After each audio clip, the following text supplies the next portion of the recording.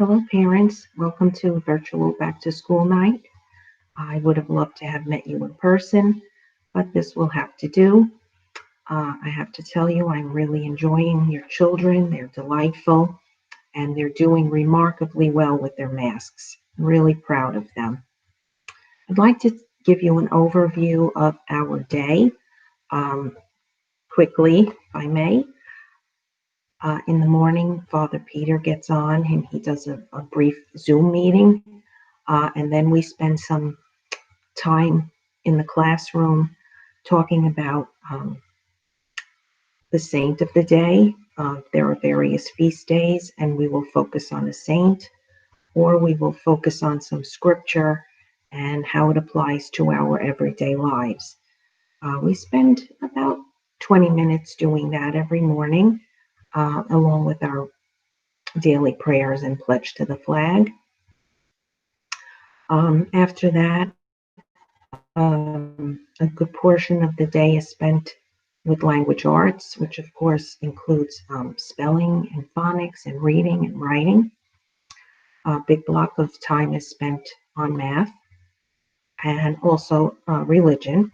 And of course, I am preparing the children to receive their sacraments if they have not already. Some have, and some have not. Um, Once a week, we have Latin, and the children really seem to enjoy taking Latin.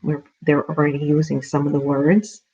Um, the specials that we have right now on Mondays, the children have library. On Wednesday, they have music. On Thursday is computers, and Friday, gym. I know we are now in the midst of getting a new gym teacher, and hopefully that will happen very soon. And we are also hoping that we can have gym 2 times a week, which would be Tuesday and Friday. So that would be great. Um,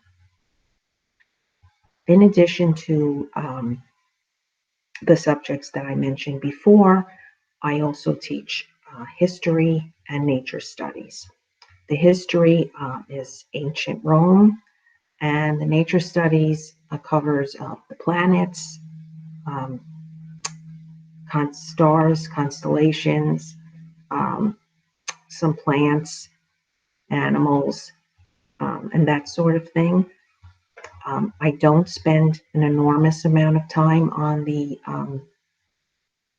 history and the nature studies, only because we have to spend, being a primary grade, we have to spend a good part of the time in language arts and math.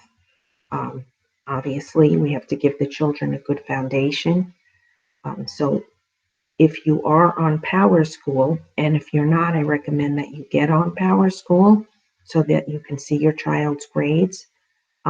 Those of you that are not on Power School, you can speak to Mrs. Albright, our school secretary, and she can um, get you on with a password. The reason I'm bringing up Power School is if you're noticing, you will see a lot more grades, of course, for language arts and math, religion, and not as many for history and nature studies. And that is simply because, again, we spend, and I say we, that's the primary grades, spend a good amount of time with language arts and math. So that's to explain why you won't see many grades for those two. I'm going to start teaching handwriting, um, cursive cursive writing. I expect to start that very soon, maybe within the next week or so. Um, I did want to bring up something about the math.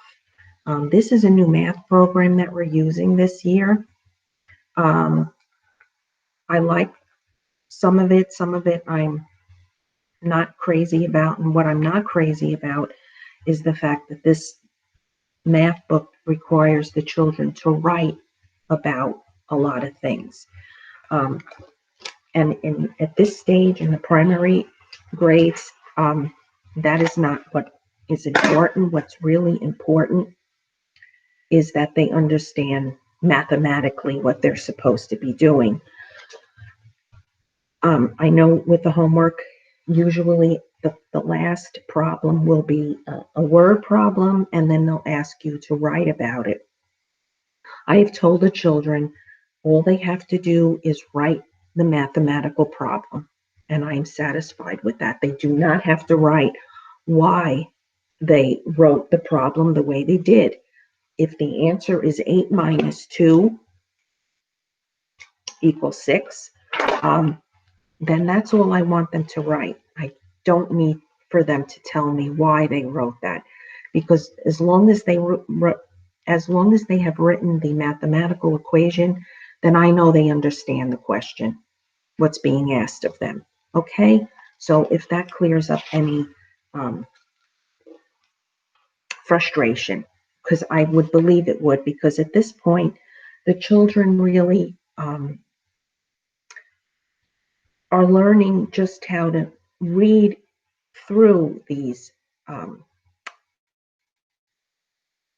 work problems, and to have to explain it, it just adds another layer of frustration for some children. So as long as they understand, if they're being asked to add 2 apples, if they're being asked to subtract some apples from some pears, and they write the corresponding mathematical problem, then that is all I expect them to do. Okay, that's the what I don't care for about this is too much write about it. They do enough writing and language arts. I don't need them to write about why they wrote a mathematical problem like they did. Um, and that's all I want to say about that. Um, I want to see if there's anything else I wanted to tell you. I know this year it's extremely different for all of us. We can't leave the room to go to a special. The teacher comes to us. But I do take the children out for walking breaks. We get up, we move around. I like to make it fun so that they don't get stale and they don't get bored. Um, but it's been challenging for everybody. This has just been, 2020 has been quite a year, but they are doing remarkably well. I'm very proud of them. I know we're having a Zoom meeting on Wednesday night where you can ask some questions, because I'm sure I probably did not touch on everything. Um, and always feel free to reach out to me by email. I will always get back to you with any problems or concerns that you may have. Okay, so if you have anything else, if you have questions for me, please, um, you'll be able to ask me on Wednesday night during our Zoom meeting. Okay. Um, I think I covered everything. And again, if I have not, feel free to ask me. And again, thank you so much for all the wipes. I can't tell you how quickly we are going through all of them, because I'm really trying to keep everything ultra clean and disinfected. So thank you, thank you, thank you for that. I appreciate it.